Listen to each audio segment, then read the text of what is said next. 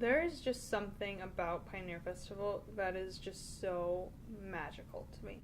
And I don't know, I feel like I'm the only one who ever sees it. Just like something about the smell. I'm obsessed with the smell of Pioneer Festival. It's like wood smoke and oil and like food and just something like the reenactors. You feel like you're back in time and it's just a really cool effect. Pioneer Festival is a festival that we have in my hometown of Huntington, Indiana. We have such a small town that it's like the only cool thing that like happens ever. So it's at our 4-H fairgrounds. And so there's a part where it has a little pioneer village where there's a bunch of reenactors who are taking a certain character. Like there's a skunk man, there's a blacksmith, and a few vendors who are kind of like like market sellers. They reenact the Civil War in the War of 1812, I believe. And those are really interesting to watch. There's a bunch of food vendors that sell different things, and then the Varsity Singers do a 45-minute show every hour on the hour, 1, 2, 3, and 4 o'clock. We do it both days. It's a weekend thing. Usually it's like the last weekend or two of September. I had never heard of Pioneer Festival until I was 8 years old, and I went because my brother had joined a group called the Varsity Singers. And so it was his first performance ever as a freshman. So we went and we just all fell in love with it. You know, just the environment, the sounds, the smells, the sights. And my very first one was just very memorable. You know, we saw the Varsity Singers perform for the first time too, and that was incredible. And I was like, I want to do that so much. I was like, when I get to high school, I'm going to be a Varsity Singer. It's going to be great. My mom, the first time we heard the Varsity Singers, they were warming up, and my mom just started crying. It sounded so beautiful.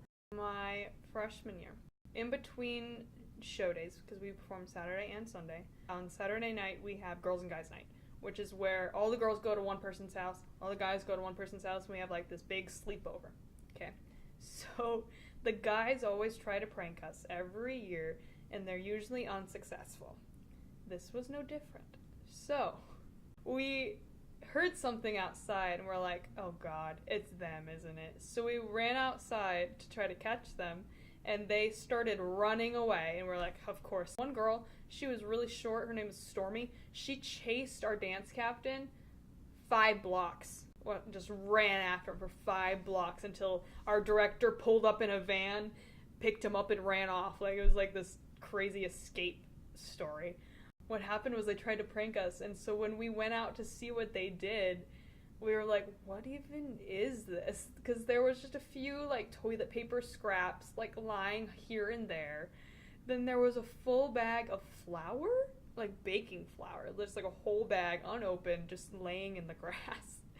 And then we saw some sporks, and they tried to like put them in the ground, but they only got like 1 or 2 actually in the ground before we caught them, so then they just kind of threw the rest of them all willy-nilly everywhere. And then the weirdest thing was they also threw down Taco Bell sauce packets onto the grass. And then when we asked them about it, they were like, yeah, we thought that you would step on them and it'd explode under your feet and you get taco sauce all over your feet. But like, that didn't happen because boys are stupid. So I had done this show way too many times. I decided on the last show of my senior year, like as I was performing the show, I was like, I'm gonna slap my dance partner, because we had this choreographed slap at the song Goober Peas, and every year Mr. Baker was like, don't slap your boys, don't slap them, don't slap your boys, it's a fake slap, it's a fake slap for a reason, don't slap them. And everyone was like, yeah, whatever, we're not gonna slap them. You know, someone would always attempt, but the guys would thwart them and just be like, move too fast, or like put their arm up. But I decided that I wanted to slap my dance partner because he had been saying all these like sexual comments towards me the year before, and I was like, this'll be fun. And so as my payback, we got to the part and it says we kiss our wives and sweethearts. I turned to him and whammed him across the face. But the best part was that it was almost completely silent, and then all you hear was my slap. And it was, his face went beet red, and he was like dying. He actually retaliated by hitting me in the head with his elbow later on, but it was so worth it. But then I saw during the final pose, because the final pose was really close after the slap, I was laughing because he was like, and so I was like, I can't be in trouble for this. It was a good time. It was a good slap. Hurt my hand for like the rest of the day. At the end of our show, we have this flag pass that's like super important. And Mr. Baker, when we're rehearsing, it's like, okay, don't actually show your flags, but still rehearse the flag pass, because it's something that we really have to get down packed, because if people drop their flags, it's just respectful because, you're dropping the American flag. And then also it's just like reveals what we're doing. So every single year we'd be like, all right, don't show your flags, just keep it behind your back. And every single year, every single time, Evan would put his flag up. And everyone would just go, oh my God, are you kidding? Flag pass. It's like the most important thing in our show. We had just gotten done hearing the Gettysburg Address, which some poor guy, every year has to memorize it in its entirety. So I probably heard the Gettysburg Address in full about 132 times, at least. So, we just hear our Abe Lincoln finishing his speech, and then we go into Johnny Comes Marching Home Again. It's also combined with the song Battle Hymn of the Republic. So during the Battle Hymn of the Republic, we're just singing Glory, Glory, Hallelujah, and we are just like boxing in each other around. We call it a matrix.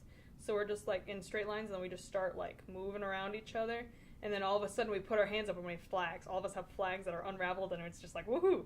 And so it's a really cool moment for the audience, because unless someone drops their flag, they can't tell that you're passing the flags. They can't see it because we're doing it so discreetly. And so it's a really cool moment where all of a sudden we just all have these American flags in our hands. And so we just wave them around, we dance with them for the rest of the number, and that's the end of our show. It's important that we have these flags because, Battle Hymn of the Republic is about winning. Like, we finally won. It's a great time. It's a celebration, and so what a better way to celebrate ending the Civil War than, having the American flag in our hands. So, my senior year, my last Pioneer Festival, I had performed the show at least 32 times. Actually, performing it at Pioneer Festival. I had rehearsed it who knows how many times. It's in the hundreds somewhere.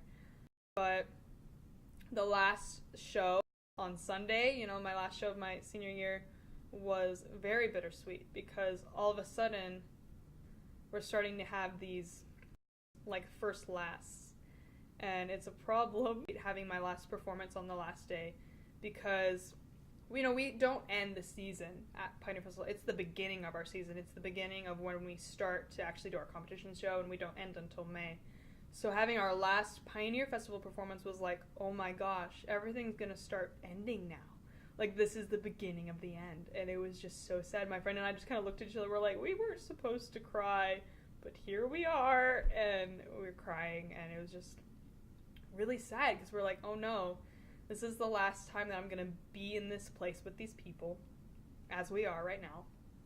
And it was just really hard to think about. And it was very depressing to be with all those people and have that last show.